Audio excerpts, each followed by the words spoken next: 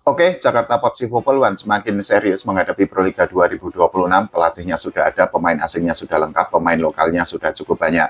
Nah, kita akan bahas satu persatu mengenai beberapa posisi di Jakarta Popsi Popoluan untuk menghadapi musim baru 2026. Untuk sektor pelatih, ini sudah ada pelatih yang akan menukangi Jakarta Popsi Popoluan, yaitu Coach Darko Dubreskov.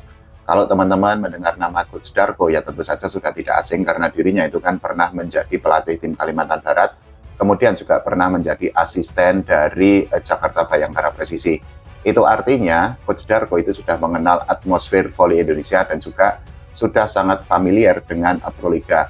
Nah, kita tinggal tunggu bagaimana nanti racikan Coach Darko untuk Jakarta Popsi Popoluan. Apakah dirinya bisa untuk membantu atau membawa Jakarta Popsi Popoluan menjadi juara Proliga atau tidak? Jawabannya ada di Proliga 2026 nanti. Untuk pemain lokal dan juga pemain asing ini juga semakin komplit yang dimiliki oleh Jakarta Popsi Popoluan. Jadi untuk libero ini sudah ada beberapa pemain yang dikontrak oleh Jakarta Popsi Popoluan untuk menghadapi Proliga 2026 nanti. Yang pertama adalah Sania Clarissa, yang kedua itu adalah Chelsea Salsabila. Dari dua pemain itu ya tentu saja persaingan akan semakin ketat, akan semakin seru untuk memperebutkan satu tempat sebagai libero utama. Tapi kalau menurut saya nanti kemungkinan besar yang akan menjadi libero inti atau pemain inti di Jakarta Popsi Popoluan itu adalah Sania Clarissa. Teman-teman mungkin punya penilaian lain atau punya prediksi lain, ya nggak apa-apa, silahkan aja tulis di kolom komentar. Yang penting kita diskusi sehat aja, nggak usah saling hujat, nggak usah menggunakan kata-kata yang kasar. Tidak hanya dari libero, tapi juga pemain di posisi lain itu juga semakin lengkap yang dimiliki oleh Jakarta Popsi Popoluan. Salah satunya adalah pemain di posisi middle blocker, karena ini sudah ada beberapa pemain middle blocker yang dikontrak atau digaet oleh manajemen Jakarta Popsi Popoluan. Yang pertama ada Dewa Ayu, kemudian ada Chelsea Berliana, kemudian ada Akfarida Desi Maharani, kemudian ada Nasiwa Deslianti, dan juga ada Rowina Ulfiah. Dari beberapa pemain yang dimiliki di posisi middle blocker, ya sekali lagi semua pemain itu pasti akan berusaha semaksimal mungkin untuk menunjukkan kemampuan terbaiknya untuk menjadi pemain inti atau menjadi starter di Jakarta Popsi Popoluan. Tapi biasanya kalau middle blocker itu kan hanya ada dua yang dijadikan sebagai pemain inti atau masuk ke dalam line up. Nah, dari beberapa middle blocker itu, kemungkinan besar yang akan menjadi pemain inti itu adalah Chelsea Berliana dan juga ada Nasiwa Deslianti. Tapi sekali lagi, teman-teman, ini hanya prediksi saya ya. Teman-teman kalau punya penilaian atau prediksi lain, ya nggak apa-apa. Kita sekali lagi diskusi sehat aja, biar voli Indonesia itu nggak ribut, nggak diramaikan dengan berita hoax. Nah, kita bergeser ke pemain yang berposisi sebagai outside hitter. Ini persaingannya sangat seru karena melibatkan pemain lokal dan juga pemain asing. Karena apa?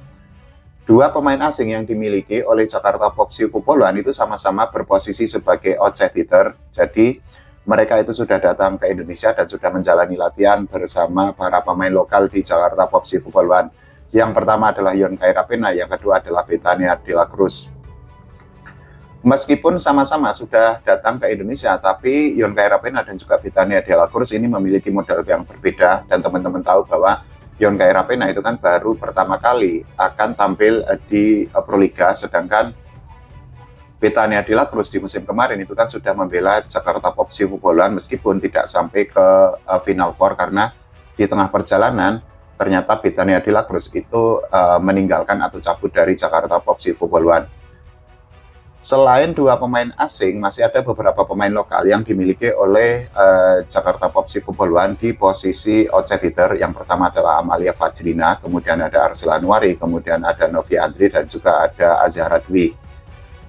Khusus untuk Amalia Fajrina, kemungkinan besar dirinya tetap akan menjadi outside kapten atau kapten di luar, karena ya kita ketahui di musim kemarin di Proliga 2025, Amalia Fajrina itu kan juga masih menjadi kapten. Meskipun demikian, ya memang saat itu Amalia Fajrina itu kan jarang atau tidak mendapatkan tempat sebagai pemain inti di posisi outside hitter. Nah, persaingan akan semakin ketat karena apa? Jakarta Popsi Popoluan itu kan juga memiliki Arsila Anwari itu yang merupakan salah satu outside hitter terbaik di Indonesia, bahkan menjadi langganan timnas Indonesia. Tapi dengan adanya dua pemain asing di posisi outside hitter, itu artinya peluang dari para pemain lokal itu kan akan semakin kecil, karena pemain asing yang dikontrak atau didatangkan oleh sebuah klub itu kan biasanya memang diplot akan menjadi pemain inti. Begitu juga dengan Abetania de la Cruz dan juga dengan Leon Kairapena. Apalagi kalau kita bicara mengenai kemampuan Leon Kairapena, ini kan sudah level dunia. Abetania de la Cruz ini juga kemampuannya nggak kaleng-kaleng, nggak ada obat, sehingga ya kemungkinan besar posisi di outsider atau OH Jakarta Popsivo Polan besok itu akan dikapling atau akan ditempati oleh Leon Kairapena dan juga Abetania de la Cruz. Nah, kita bergeser ke opposite hitter yang dimiliki oleh Jakarta Popsivo Poluan. Jadi sudah ada beberapa pemain yang berposisi sebagai opposite hitter yang sudah dikontrak oleh manajemen Jakarta Popsivo Poluan. Jadi ada Venisa Dwi Oktaviani, kemudian ada Fajriani Ema, kemudian ada Putri Wulansari, kemudian ada Alia Regiva, dan juga ada Alia Nasifa. Dari beberapa nama yang berposisi sebagai opposite hitter di Jakarta Popsivo Poluan, persaingan itu kan memang akan sangat ketat, karena ini full semua pemainnya itu adalah pemain lokal. Tapi kalau dari daftar nama atau komposisi yang dimiliki oleh Jakarta Popsivo Poluan, saya kok memprediksi nanti yang akan menjadi pemain inti itu kemungkinan besar adalah Venisa Dwi atau Fajriani Ema. Tapi ya kan hanya akan ada satu opposite hitter yang diturunkan di tengah lapangan besok tuh. Jadi ya persaingan ya berkutat di antara para pemain itu aja. Nah, sedangkan untuk setter ini juga sudah semakin komplit yang dimiliki oleh Jakarta Popsivo Poluan. Jadi ada beberapa setter yang sudah dikontrak. Yang pertama adalah Latifah Nisa, kemudian ada Safia Maritska, kemudian ada Nasila Widi, kemudian ada Melanie Febianti, dan juga ada Komang Bumi Rekta. Nah, dari beberapa pemain ini, saya memprediksi besok yang akan menjadi setter utama di Jakarta Popsivo Poluan itu adalah Nasila Widi. Ini adalah pemain baru, pemain yang didatangkan oleh manajemen Jakarta Popsivo Poluan dari Jogja Falcon. Yang kita ketahui di Proliga 2026 ini, Jogja Falcon itu kan pindah atau bergeser home base ke Sumatera Utara dan berganti nama menjadi Medan Falcon. Sebenarnya kemarin Jakarta Popsivo Poluan itu kan memiliki setter andalan, setter yang oke banget, yaitu Dian Pratiwi. Tapi sayangnya kita ketahui Dian Pratiwi itu kan pindah dari Jakarta Popsivo Poluan ke Jakarta Livin Mandiri. Nah, dari perpindahan yang dilakukan oleh Dian Pratiwi, ya kemungkinan nanti Naisala Widi yang akan mendapatkan kepercayaan untuk menjadi setter utama. Belum lagi kalau kita bicara tentang rumor atau isu mengenai bursa transfer yang akan dilakukan oleh Jakarta Popsivo Poluan untuk menghadapi Proliga 2026, karena ini ada beberapa rumor tentang perpindahan pemain dari klub lain menuju Jakarta Popsivo Poluan. Salah satunya adalah Nadila Leone yang konon katanya itu akan meninggalkan Jakarta Pertamina Enduro untuk bergabung dengan Jakarta Popsivo Poluan. Posisinya itu adalah outside hitter.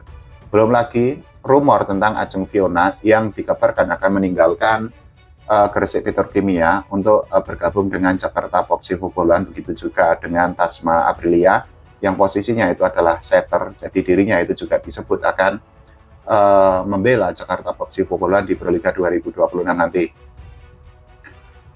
Ya, kita tunggu bagaimana nanti pergerakan dari Jakarta Popsivo Poluan. Begitu juga dengan bagaimana performa dari Jakarta Popsivo Poluan di Proliga 2026.